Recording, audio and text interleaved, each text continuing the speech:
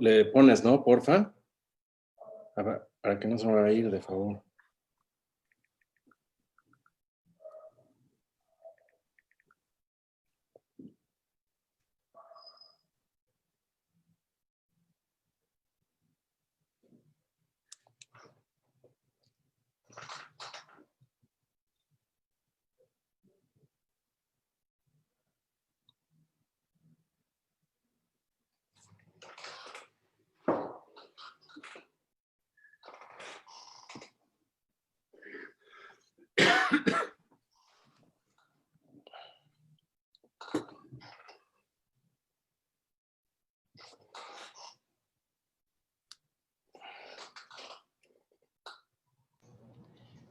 Desde el Consulado General de México en Los Ángeles y en esta gran alianza que hemos formado con el Canal 22, el día de hoy, de verdad que vamos a hacer un paseo que nos va a llenar el alma, porque el día de hoy vamos a aprender y también vamos a disfrutar en esta intersección entre la ciencia y el arte que nos va a dar el artista Ernesto Ríos, y sobre todo vamos a aprender del curador Santiago Espinosa de los Monteros, que va a hacer todos los comentarios como que provienen de un verdadero especialista. Además que es un colega diplomático de la diplomacia mexicana. Y bueno, pues vamos a empezar a hablar con Ernesto Ríos. Muchísimo gusto, Ernesto. Gracias por estar el día de hoy con nosotros. Muchísimas gracias por invitarme a participar en esta serie que están haciendo en el consulado.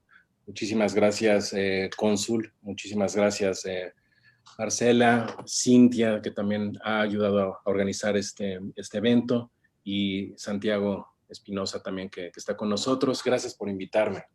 Al contrario, y muchas gracias, Santiago, por estar con nosotros y poder compartir contigo pues todos tus conocimientos y que nos ayudes a entender la creatividad y el arte de Ernesto Ríos.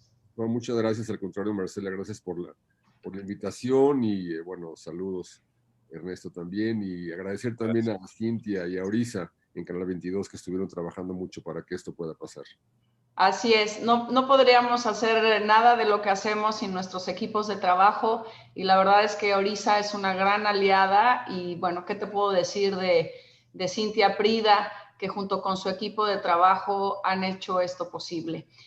Entonces, pasemos ya, porque queremos ya saber de tus creaciones, Ernesto, pero antes de ello me gustaría que me compartieras un poquito de ¿por qué eres artista?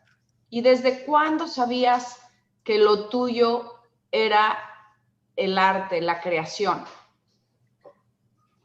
Bueno, una pregunta, ¿ahí me están viendo en la pantalla? O, sí, te estamos viendo, perfecto. Perfecto, nada más para luego cambiar la presentación. Pues bueno, yo creo que esto surgió de manera natural, no fue algo que yo me propusiera, así como... sino que yo creo que crecí también en un ambiente en el cual pues ya había esa tradición de alguna manera de la relación con la imagen, sobre todo. Yo vengo de una familia de padre y madre fotógrafos, y entonces crecí rodeado de fotografías durante toda la vida, ¿no? Y pues mis dos abuelos pintaban también, entonces yo creo que de ahí ya venía eso, ¿no? En el ADN de alguna manera. Y pues también venían muchos artistas a la casa, desde músicos, pintores, escultores, poetas, ceramistas, artesanos de diferentes partes del país, y yo creo que eso todo fue como influyendo, y de pronto pues dibujaba todo el tiempo, y cuando me enteré que existía el Instituto Regional de Bellas Artes, pues decidí inscribirme e iniciar esta formación. Pero tienes una gran trayectoria, no solamente ahí, sino también en el exterior has realizado estudios, ¿correcto? Sí, así es. Inicié aquí en Morelos, yo soy de Cuernavaca, en lo que era el Instituto Regional de Bellas Artes, y ahí estuve más o menos como 4 años consecutivos. Empecé pues muy joven, tenía 11 años cuando me enteré que estaba el instituto, y ya de ahí inicié, estuve en varios talleres, y luego tuve la oportunidad de estudiar literatura, y luego en el extranjero también seguí mis estudios de maestría en telecomunicaciones interactivas en la Universidad de Nueva York, gracias a una beca que tuve, en donde pues trabajé con nuevos medios y posteriormente hice un doctorado en Australia. Entonces siempre ha sido como estarme formando tanto académicamente como artísticamente y complementando, fusionando, ¿no? También con una aproximación, digamos, transdisciplinaria, ¿no? Que no sea nada más especializado en una sola práctica, digamos. Bueno, pues a mí me impresiona mucho que me digas que desde los 11 años ya sabías perfecto qué es lo que querías y que querías ser artista. ¿Qué opinas tú, Santiago, de esto en tu larga experiencia? Porque aparte eres periodista, curador, diplomático y has tenido una gran relación con diversos artistas. ¿Qué opinas de que a los 11 años Ernesto ya supiera que lo suyo era ser artista y creador? Bueno, todos los niños tienen perversiones. La de Ernesto fue la de ser creador visual. Es algo maravilloso, ¿verdad? Es algo muy, muy interesante. Yo siento que una cercanía temprana con las artes visuales no es muy usual. Generalmente muchos creadores visuales tienen estas aproximaciones a partir de los 20 y tantos años, una cosa así, cuando ya tienen la decisión clara de dedicarse a la visualidad o a la escultura o a la gráfica o a lo que sea. Pero una inclinación temprana siempre es muy, muy destacable justamente porque yo soy un convencido de que las artes visuales son una suerte de complemento del lenguaje. Es decir, hay mucha gente que es muy buena para decir cosas hablándolas o escribiéndolas, pero hay muchos otros que son muy buenos diciendo sus cosas bidimensionalmente o tridimensionalmente. Entonces, haciendo esas investigaciones de artes visuales es muy, muy relevante ver que muchos creadores visuales tienen una gran torpeza para expresarse verbalmente, que no es el caso de Ernesto, hay que decirlo, pero son muy hábiles para decir lo que tienen adentro justamente a través de su trabajo y su pintura, ¿no? Entonces, yo siento que en el caso de Ernesto estas dos partes se complementan muy bien porque además es una persona que reflexiona mucho a partir del hecho visual, a partir de no solo lo que podemos ver en un plano, sino todo lo que está pasando detrás y cómo llega él a estas imágenes. Hay como un trabajo previo largo que me parece muy relevante y eso hace que su obra no sea una obra gratuita, es decir, que no sea una obra simplemente retinal, que nos atraiga visualmente a los ojos y que se quede ahí, sino que sí hay un trabajo tras de reflexión, de búsqueda, de investigación, pues a veces casi de una paciencia brutal, como veremos ahora en algunas de las obras suyas, en donde la calidad pictórica es brutal y ha habido como una dedicación de mucho tiempo a cosas muy minuciosas que pues el caso de Ernesto las ha llevado, la verdad, muy lejos, ¿no? Sí, tienes toda la razón. Y entonces, ¿por qué no vamos, Ernesto? Llévanos, involúcranos, vamos a empaparnos de tu obra y de esta pues manera de crear en la cual pues ha sido la experimentación metodológica una gran herramienta y sobre todo esta parte de historia, memoria, prospección al futuro.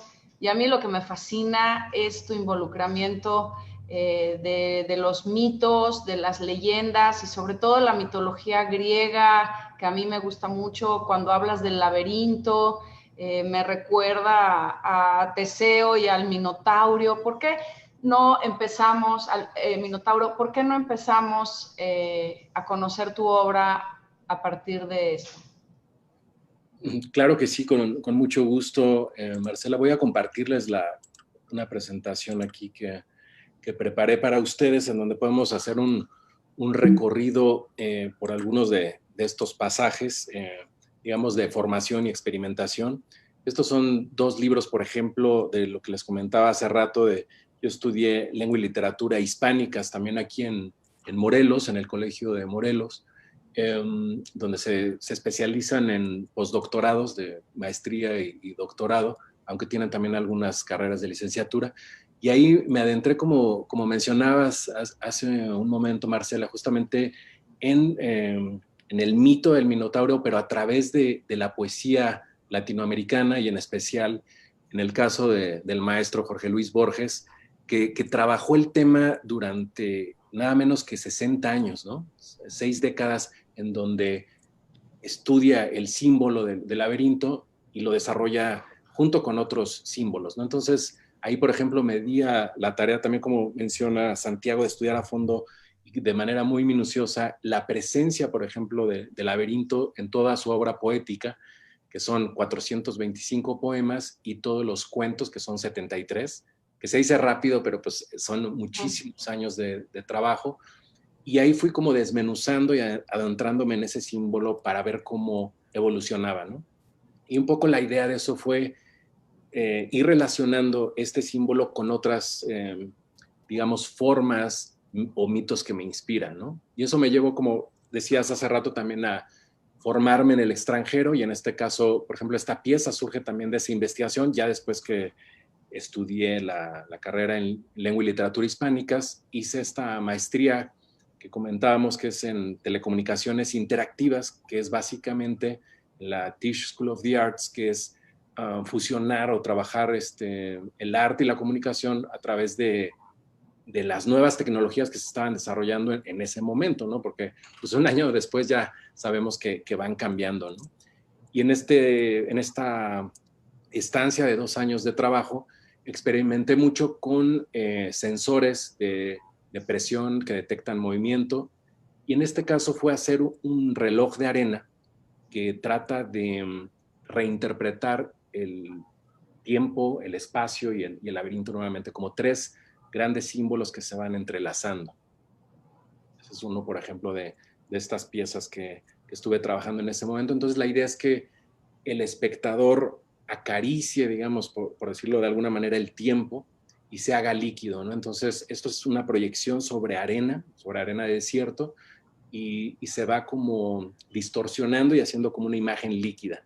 También de pronto ahí está la referencia, desde luego, que con los relojes blandos de Dalí, del cuadro de la persistencia de la memoria, ¿no? Que hace esa interpretación del tiempo, ¿no?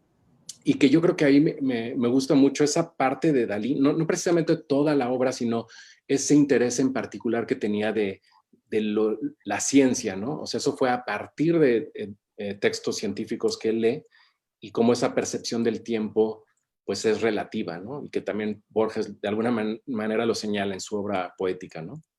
Entonces son, por ejemplo, algunas de estas piezas. Y eso lo fui llevando también no solo en piezas interactivas, sino también en pintura. Por ejemplo, esta es una obra de formato grande, más o menos de casi 1,40 por 1,40. Y es también aquí fragmentar un poco ese símbolo, y hacerlo también como si fuera una toma aérea o una pirámide vista desde arriba. No sé, me imagino Tenochtitlán vista desde el aire, o una imagen que se puede ver relacionada con el cosmos también, ¿no? Y así he estado como explorando ese tema, pero luego con otros símbolos. Siempre le voy agregando nuevos símbolos que van, no sé, incrementando la potencia, digamos, ¿no? del símbolo. En este caso es con la pirámide también, que es algo que pues también nos representa como cultura, pero que está relacionada también con la pirámide de Egipto, o las pirámides, perdón, y de otras culturas, ¿no? Entonces aquí se une ese símbolo. En la parte derecha pueden ver en el cuadro azul una cruz en el centro, que eso también tiene una connotación pues simbólica, religiosa, porque fue un símbolo que se utilizó también como símbolo de redención o de camino espiritual, ¿no? Y así es como he ido explorando, digamos, el tema en diferentes medios y materiales. Esto también lo comentaba con Santiago el otro día, que tuvimos la oportunidad de platicar. Es parte de mi investigación doctoral que hice en Australia, en la Universidad de Royal Melbourne Institute of Technology, la RMIT. Es una universidad también técnica que fusiona también conceptos de, pues, mucha investigación en ciencia y tecnología. Y ahí estuve, bueno, viví 7 años en Australia y fueron más o menos 4 años de proyecto con una beca al 100%, ¿no? Que eso también, como artista mexicano, fue muy importante para mí salir de mi país, formarme en el extranjero y aprender de muchas otras cosas, ¿no? También de la cultura aborigen australiana, de la arquitectura que se está haciendo por allá, que es maravillosa, atravesar el desierto de norte a sur y de este a oeste, que me tomó pues un muy buen tiempo, pero lo iba haciendo también con la cámara fotográfica, ¿no? Porque me interesa mucho también capturar esos elementos que luego voy procesando, ¿no? Y aquí son algunos detalles de estas investigaciones. Estas son en objetos en 3D hechos con plástico y con máquinas que me ayudaban a hacer estos detalles milimétricos. Y bueno, así lo he ido explorando también con otros materiales mucho más sencillos, como en este caso son simplemente cerillos. Esto fue también en la Facultad de Arquitectura de la Universidad de Australia.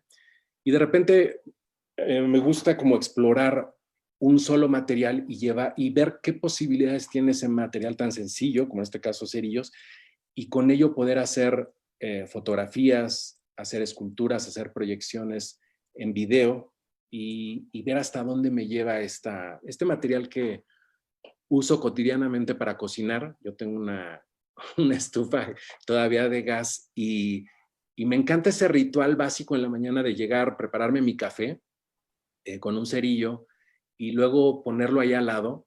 Y ya que acumulé varios cerillos, ya empiezo a hacer algo con ellos, ¿no? Y es también para mí una especie de introspección y de meditación geométrica que también al mismo tiempo veo como que son maquetas arquitectónicas que podrían ser en un momento dado edificios. No sé si a ustedes les da como esa sensación que podría ser algo arquitectónico. No sé cómo lo perciben ustedes.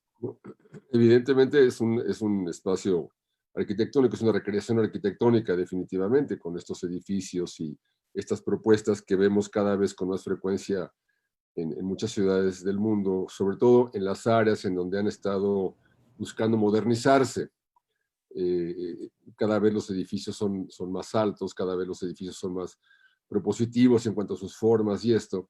Pero esto me remite nuevamente a lo que hablabas justamente de las pirámides. En las pirámides, en este caso, se trata de un espacio exterior como referencia central, pero hacia la parte interior de las pirámides está toda la parte laberíntica, la parte no a la vista, la parte no siempre a la mano, para poder hacer referencia a ella. Y me remite también mucho a un ser humano, es decir, a cómo somos los seres humanos, donde tenemos una caparazón con la que andamos por la vida, ¿verdad? Pero interiormente tenemos toda una serie de laberintos y de meandros y de caminos que no siempre están a la vista, no siempre están a la mano.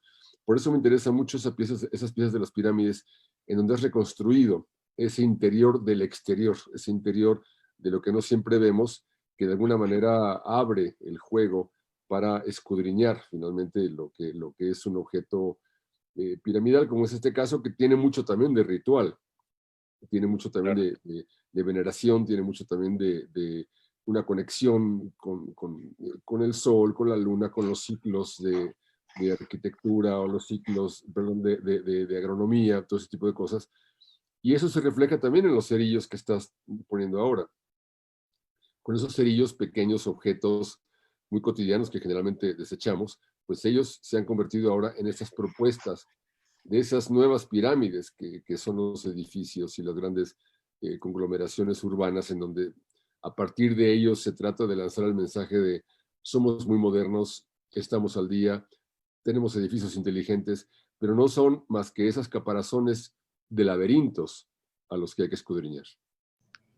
Me encanta tu reflexión, Santiago, porque, y lo comentaba con Ernesto, de este poema de Borges, El amenazado, ¿no? Que habla de los muros, de la cárcel, de los ejércitos, y cómo es cierto, ¿no? Que tenemos una cara hacia el exterior y que por dentro tenemos estos laberintos y estas otras maneras de comportarnos, ¿no? Así es, así es. Y pues coincido con ustedes también de esta, digamos, aparente también como contradicción, ¿no? Del proceso creativo y cómo tiene que ver también con la arquitectura, ¿no? Y con el urbanismo.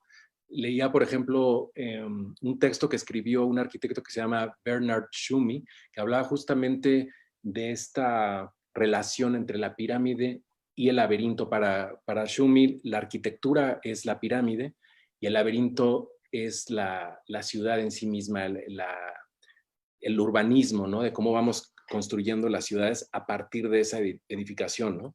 Entonces son inspiraciones que nos van motivando para crear y que finalmente los símbolos y la mitología pues sintetiza la condición humana justamente, ¿no? Las bajas pasiones, la guerra, el amor, la traición, la fortuna, etcétera, ¿no? Entonces ahí se sintetiza todo eso, ¿no? Y de repente me gusta, pues sí, como enfocarme en un tema, en un material, pero luego también ver la posibilidad de cómo eso genera nuevas propuestas, ¿no? Este es, digamos, un fragmento que les muestro de esos procesos, de esos rituales que también forman parte de la creación, ¿no?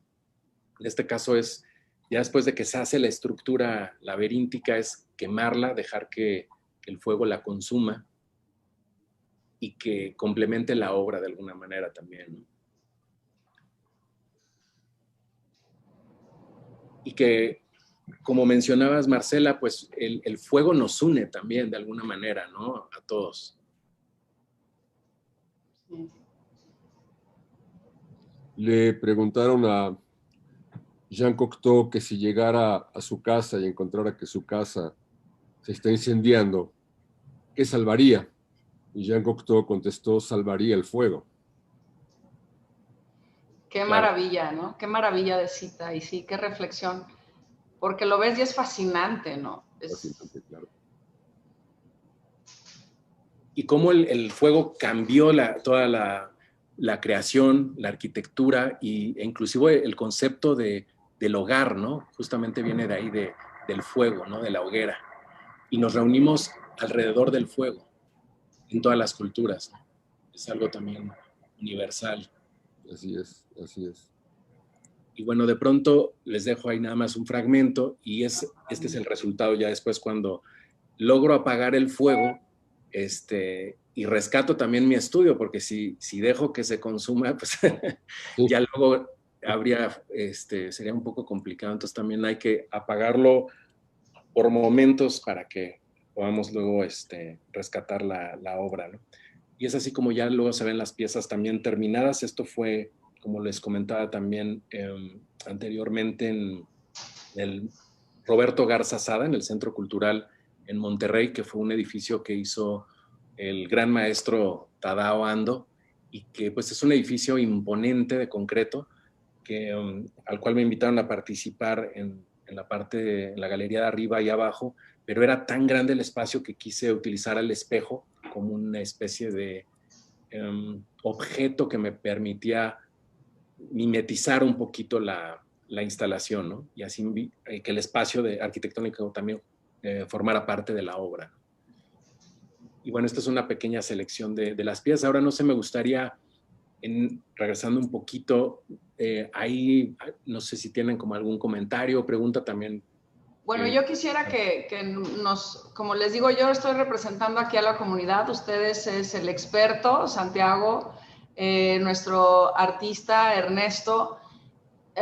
Quisiera preguntar, si pueden regresar unas láminas antes, Sí, se claro. ve como que ahumado, que hubo los cerillos, se encendieron y dejaron, pero quisiera que me explicaran un poco cuál es esa superficie y cómo se trabajó me encantó eso. Pues esto fue una pequeña intervención que hice en Los Cabos, en un hotel que se llama El Ganso y que tienen un programa de residencias artísticas en la cual han participado varios artistas de mi generación también. escultores y artistas plásticos. Y aquí la idea básicamente fue pues no dejar una pintura, una escultura, sino nada más como, podríamos llamarle como la memoria del fuego, ¿no? Y de pronto, después de haber hecho tiras de pues cientos y cientos de cerillos, quedó nada más esta memoria, digamos, ¿no? Y eso también hay como una estructura fragmentada y se van quedando como las líneas punteadas, ¿no? No me acuerdo si fue Kandinsky, creo que decía que una línea es una sucesión de puntos. Yes. Aquí son pues una sucesión de puntos quemados, ¿no? Y me gusta mucho cómo deja esos efectos que uno no prevé, pero que es accidente, entre comillas, pues le da un acabado interesante. No sé cómo lo ves tú, Santiago, desde tu perspectiva. Bueno, lo que sí es muy importante ahorita comentar sobre que ha sido un tema, los vestigios del fuego en la obra han sido muy importantes. César Martínez en México lo hizo en su momento, hizo unas piezas en donde él explotaba la pieza y lo que dejaba el fuego era justamente lo que permanecía en la obra. El fuego, por supuesto, acabó por extinguirse, pero dejaba su huella. Marcos Kurtix también, un gran performancero de origen polaco que vivió en México pues desde muy joven. También hizo muchísimos trabajos a partir de explosivos y lo que quedaba de la obra era justamente ese vestigio, como el que estamos viendo en la pieza que está en pantalla ahorita mismo. Y también hay un chico en Oaxaca que se llama Gabino Guizú, que hace retratos con el ahumado de las velas de parafina. Entonces, a partir de ese ahumado, él va trabajando los retratos, unas piezas, la verdad, muy interesantes. No puedo dejar de pensar, ahorita que estaban hablando de las cárceles, de los espacios interiores, de los edificios, un libro de muy reciente aparición de Guillermo Arriaga que se llama Salvar el Fuego, justamente. A partir de ese libro, pues, se entiende un poco todos estos pasillos, todos estos lugares casi recónditos dentro de las prisiones, dentro de las cárceles, pero a partir de esa casi de este espacio como críptico al que se tiene poco acceso como ciudadano común, a partir de eso comienza toda una relación muy intensa con personas que están afuera. No quiero espolear el libro para quienes no lo han leído, pero hay una gran relación de todo esto que sucede interiormente en una cárcel con personas que están en libertad. Y a partir de eso, cómo empiezan a compartirse, como hablábamos hace unos minutos, estos laberintos, tanto los carcelarios como los de la ciudad, y empiezan todos a embonar y de alguna manera todos tienen finalmente una coincidencia brutal. Un libro altamente recomendable, no es un anuncio, pero es altamente recomendable. Y justamente tiene esta visión de lo interior-exterior, de lo interior a veces pues muy oscuro, muy complejo, como es una cárcel, a lo interior también del mundo libre, por llamarle de alguna manera, en donde también la ciudad tiene sus complejidades, en donde también una vida de mucha comodidad aparente y todo esto tiene unas complejidades también brutales, ¿no? Entonces, cuando a estos dos mundos se unen, pues puede haber detonaciones brutales que derivan en una riqueza muy amplia justamente en el compartir esos mundos en apariencia totalmente antagónicos, pero que al final del día se complementan. Muchas gracias, Santiago. Sí, yo me quedé en El Salvaje. Todavía Salvar el Fuego, todavía no lo leo, pero estando compartiendo con ustedes esto, seguro que tengo pues el aliento para hacerlo. Y antes de ir al estreno, precisamente, que motivó esta interacción con ustedes, Ernesto, sí. ¿Quieres concluir esta parte de tu obra antes de compartir con nuestra audiencia la sorpresa que les tenemos reservada? Sí, claro que sí. Bueno, me gustaría terminar con esa exploración y finalmente el fuego como material, como señalábamos hace rato, pues sí, yo creo que desde que el hombre es hombre se ha utilizado. Yo creo que no hay en ese sentido un material nuevo, ¿no? O sea, el bronce durante cuántos miles de años se ha utilizado, ¿no? Recordaba otro artista que se llama Kai Guo Qiang, que también expuso en el MUAC que trabaja con pólvora, ¿no? Y siendo chino que ellos inventan la pólvora, pues es otro material. Pero en ese sentido creo que en el arte no es tanto el material nuevo, sino cómo tú le das ese giro y ese toque personal para que de alguna manera tenga tu esencia, ¿no? Y que de esa manera sea distinto. Y bueno, eso finalmente también me fue llevando, y esas exploraciones, a otra cosa que les quería enseñar brevemente también, que es la exploración de la geometría, en un proyecto que llamé Geometrías de Luz, que fue presentado en la Galería de Jardines de México, y que ahí fue básicamente, digamos, interpretar los 5 sólidos platónicos como formas geométricas perfectas, y estos son, digamos, parte de ese proceso de estructuración, ¿no? Ahí sí tuve que trabajar también en colaboración con arquitectos e ingenieros que me ayudaron a hacer los nodos de conexión de estas figuras para luego iluminarlas con LEDs y programarlas. Es una instalación en un ambiente oscuro en donde todos los sólidos platónicos, con excepción del hexágono, que es un cubo de espejo, se fragmentaban y se complementaban en el espejo. Un poco la idea ahí era también, tomando la metáfora de Platón de la caverna y de que vivimos en sombra, o sea, como rodeados de sombras, y especialmente en estos tiempos, pues es una manera de irse acercando poco a poco a quitarse esa ilusión de las sombras y acercarse a la luz. Entonces programé estas esculturas que miden más o menos como 2,5 metros de alto, con 3 secuencias numéricas que van de 1.1, o sea que es casi tiniebla, hasta iluminarse con 33 del porcentaje de iluminación, ¿no? Y pues así he ido explorando otros temas, haciendo exposiciones también, no solamente aquí en México, en el extranjero, cuando se ha presentado la oportunidad. Y últimamente, que es lo que comentaban, pues la presentación de un trabajo que he venido realizando a partir justamente pues de la pandemia, ¿no? Y del virus.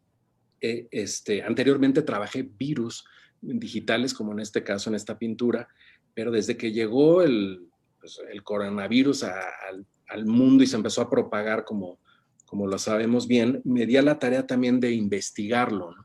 Empezar a hablar con la comunidad científica de mi estado, incluso también de otras universidades, aparte de la UAM, en donde trabajo en la Facultad de Arquitectura, sino también doctores en microbiología de la UNAM, inclusive del extranjero, ¿no? Y platicando con ellos, y especialmente con la bióloga Liliana González Flores, que estuvimos platicando mucho sobre el genoma y la secuencia, vimos que había esa relación también en mis trabajos previos de interpretación de virus. Entonces, cuando leí que esta secuencia genómica tenía más de 30,000 caracteres, donde se representan todos los nucleótidos, es decir, todos los componentes químicos que lo conforman, pensé que por qué no hacía de alguna manera, a través de la pintura y de la fusión, pues de la influencia científica y tecnológica, una recreación, ¿no? Entonces me di a la tarea de transcribir este genoma y con ello representar las 500,000 muertes que llevamos, o bueno, seguramente ya son muchas más, ¿no? Entonces esta es nada más una idea aproximada de cómo se ve la secuencia del genoma. Es un fragmento simplemente ahorita lo que vimos, y de ahí comencé a pintarlo y a traducirlo en imagen, utilizando en este caso un símbolo que ha sido también usado durante muchísimos años, que es el cráneo, pero que para mí representa también, digamos, el símbolo más puro de la humanidad, porque sin importar si eres chino, mexicano, taiwanés o brasileño, pues todos coincidimos en el mismo símbolo, ¿no? Entonces, lo complejo aquí fue que a partir de esta limitación, digamos, representacional de utilizar simplemente las letras del genoma, cómo irlas entrelazando para que den la ilusión de volumen, ¿no? Porque hay un espacio entre cada una de las letras. Entonces, no es una manera en ese sentido tradicional de pintar, ortodoxa, sino que fue como un gran reto técnico, además del tamaño, son letras muy pequeñas, y con ello fui haciendo esta pieza, ¿no? Aquí vemos, por ejemplo, un fragmento de cómo se fue haciendo letra por letra para ir pues reinterpretando esta secuencia genómica, ¿no? Y esa fue parte de la investigación. Me ha tomado prácticamente 5 meses el terminar esta pieza, y que es pues fruto de investigación, de mucho trabajo, de experimentación y de una manera distinta de hacer mi propia obra, ¿no? O sea, ya tenía como resuelta una forma de hacer las cosas de manera más geométrica, más abstracta, más síntesis, y en este caso extrañamente regresé a una cuestión figurativa, ¿no? Yo de hecho no soy un pintor figurativo, ¿no? Pero de pronto me di a la tarea de hacerlo así, sobre todo porque considero que los artistas tenemos esa obligación o responsabilidad de reflejar el tiempo que nos toca vivir. Entonces fue por eso, no por una moda o no porque dice la feria de Mako, de Basel, porque yo creo que la moda a veces es tan estúpida que cambia cada mes o cada 3 meses. O sea, yo creo que el arte debe ser atemporal, sin importar si para ello necesitas hacer algo figurativo, abstracto, conceptual o interactivo, ¿no? Entonces aquí es parte del registro de esta pieza. Ha sido, como les comento, pues un proceso largo, y sigo todavía viendo la posibilidad de quizá de oscurecer o de iluminar ciertos detalles y de presentarla próximamente. Para mí sería un honor poderla exponer con ustedes próximamente, cuando también la situación lo permita. Y bueno, esto es parte del proceso que quería compartir. Lo tengo aquí en el estudio, quizá por la iluminación ahorita no sé cómo se va a ver, pero también podríamos quizá ver un fragmento. Y pues es esto, ¿no? El reflejar la época que nos toca vivir a través del arte fusionado con la ciencia y la tecnología, ¿no? Ese es básicamente el proceso. Santiago, ¿qué nos puedes comentar sobre esta maravillosa obra? Bueno, yo ya la conocí en fotografía a partir de la invitación de ustedes, pero cuando la pude ver en vivo, la verdad es una obra impresionante, es de una enorme personalidad, es una pieza muy, muy potente.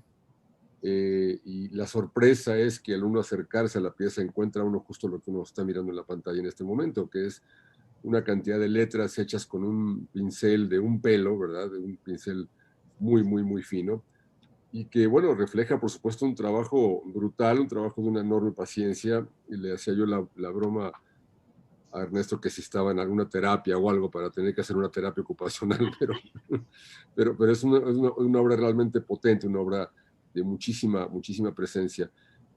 La vuelta a la figuración me parece muy interesante en una trayectoria como la de Ernesto, justamente cuando él ha venido haciendo un trabajo más cercano a la geometría, más cercano a la arquitectura, más cercano a otro tipo de reflexiones, como el objeto en el caso de los cerillos. Y me parece muy importante justamente porque sí atiende a lo que él mismo menciona, de que tenemos que, como creadores visuales, hay que reflejar un poco el momento en el que se está viviendo. Y obviamente este momento de la pandemia, pues a todo el mundo nos ha marcado de una manera o de otra. Y en el caso de Ernesto, pues a él lo llevó a hacer esta pieza. No desentona, es decir, es una pieza que sí tiene cercanía con el resto de su trayectoria, es una pieza que de alguna manera es derivación de una serie de reflexiones previas que él hizo, y lo interesante es que esas reflexiones de temas geométricos, de temas de las pirámides, de temas de objetos que se queman como los cerillos, lo llevan a un objeto totalmente figurativo, y no a cualquier objeto, lo llevan a un cráneo, con toda la representatividad que puede tener un cráneo, y el lugar común también que es un cráneo. Es verdad que lo compartimos brasileños, singapurenses y norteamericanos, compartimos justamente ese cráneo. Sin embargo, la aproximación a él en cada cultura es totalmente diferente. En la mexicana, evidentemente, lo tenemos casi que nuestro ADN, ¿verdad? El cráneo es algo que nos comemos en azúcar, que lo tenemos a la mano todos los días, que jugamos a las calaveritas. Quizás porque los mexicanos tenemos muy claro que la muerte finalmente va a acabar ganándonos la partida en algún momento de nuestra existencia, pero en vida somos nosotros quienes le ganamos la partida a la muerte. Eso no lo tienen muchas culturas, más bien lo tienen como algo totalmente aparte, y lo tienen como en un cajón al que no les gusta mucho asistir. Entonces, este caso de la presencia de un cráneo me parece fundamental en el trabajo de Ernesto, justamente porque nos lleva a una reflexión mucho más universal, mucho más actual, contemporánea, en donde ese cráneo se convierte ya no solo en una reflexión de una sociedad como la mexicana, sino una reflexión mucho más global, a partir inclusive justamente de la estructura interior que tiene esa pieza, que es toda esta revelación decodificada de todos los genomas, los virus, los ADNs. Entonces ahí hay todo un lenguaje escondido que finalmente da cuerpo a una pieza reconocible. Esa pieza me parece brutal. De hecho, yo diría que es una pieza de calidad museo, es una pieza para que esté en alguna colección pública o privada importante y en exhibición al público. Por supuesto, no es cualquier obra, es una obra extraordinaria, porque yo diría que es un testimonio artístico de la historia, de un momento tan grave, tan terrible que estamos enfrentando la humanidad, y es un testimonio artístico de lo que estamos viviendo. Así es que, por supuesto, Ernesto, que nosotros desde el Consulado General de México en Los Ángeles te apoyaremos, como lo sugiere Santiago, para que esta obra sea reconocida y se le dé la relevancia del caso y pueda ser exhibida en cuanto se pueda. Pues muchísimas gracias a los dos por esa mención y por ese apoyo. Y sí creo que pues a uno le daría mucho gusto también que forme parte de una colección que pueda posteriormente ver mucha gente. Estamos viendo la posibilidad también de exponerla en un museo próximamente, ya luego les pasaré también la información, y luego pueda hacer en ese sentido un recorrido y que pudiera visitar Los Ángeles. Sería un honor para nosotros y presentarlo con la comunidad mexicana también allá. Y nos encantaría que en esa visita no solamente vinieras tú, sino también nuestro curador Santiago Espinosa de los Monteros, para que nos siga educando en este acercamiento a tu obra. Y bueno, pues el tiempo se nos va. Ha sido realmente una conversación fascinante, pero que me gustaría concluirla, Ernesto, ¿sí?, con un atisbo a una exhibición que tienes, un recorrido virtual, ya que hablas de recorridos. Si es posible hacer un recorrido virtual para poder concluir este viaje tan maravilloso que hicimos el día de hoy. Claro que sí, con mucho gusto. Les enseño un poquito aquí del estudio y del CAO y las experimentaciones que tenemos, pero con mucho gusto. A ver, me voy a trasladar a la parte de allá. Denme un segundito. ¿Tú lo tienes ahí por ahí? Sí, ok. Va a salir un segundito de aquí. Sí, estamos aquí listos.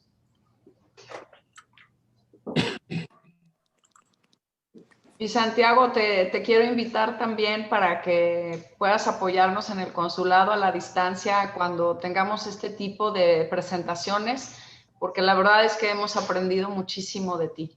Yo encantado, gracias, pero gracias.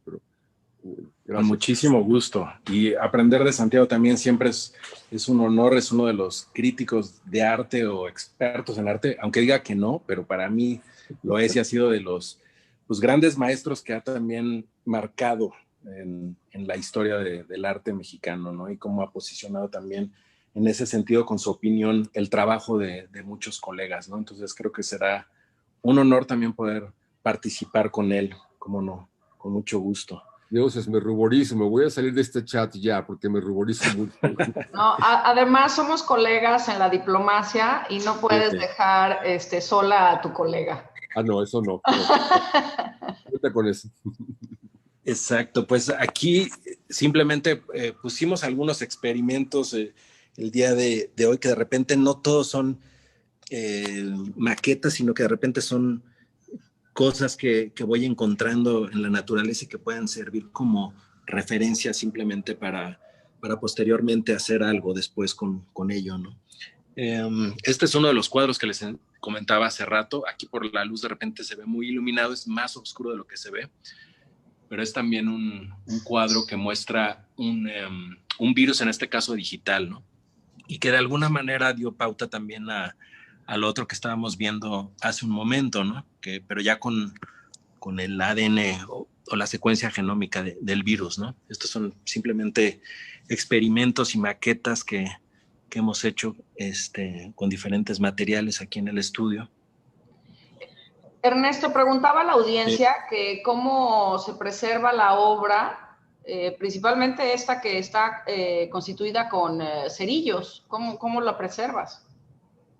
Pues con muchísimo cuidado y a veces encapsulándola o bueno, poniéndoles, como en este caso, un capelo, puede ser de vidrio o de acrílico y en cajas con plástico para que envolverlos, ¿no? Básicamente, y que de esa manera se puedan conservar, porque sí, en efecto, es como, pues son muy frágiles en ese sentido, ¿no?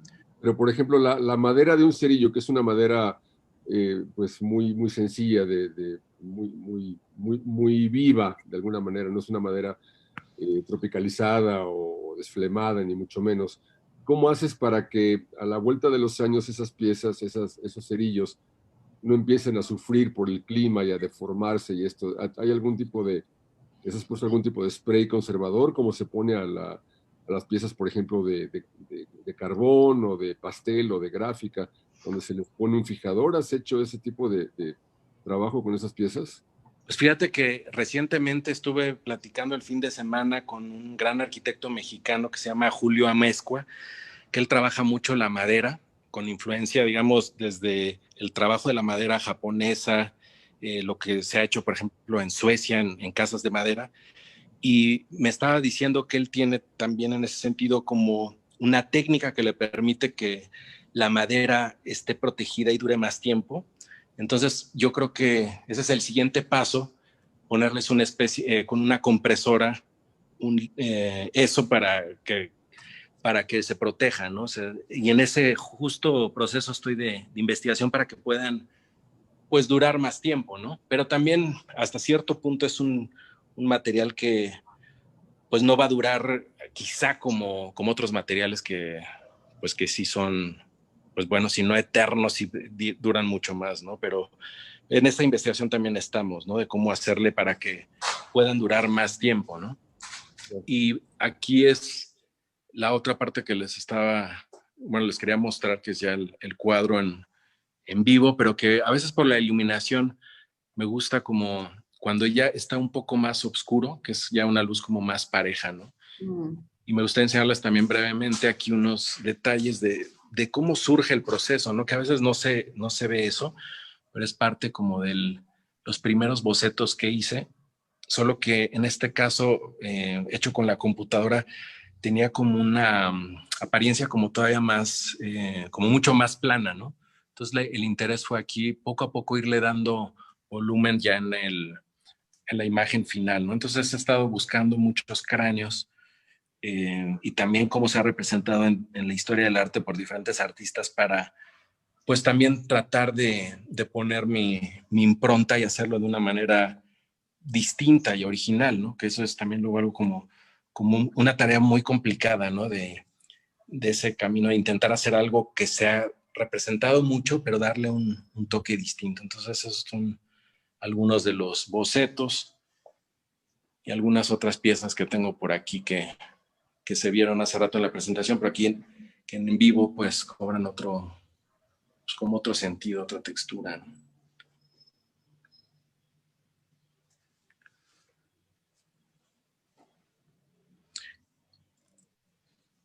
Y pues así es. Muchísimas gracias, Ernesto.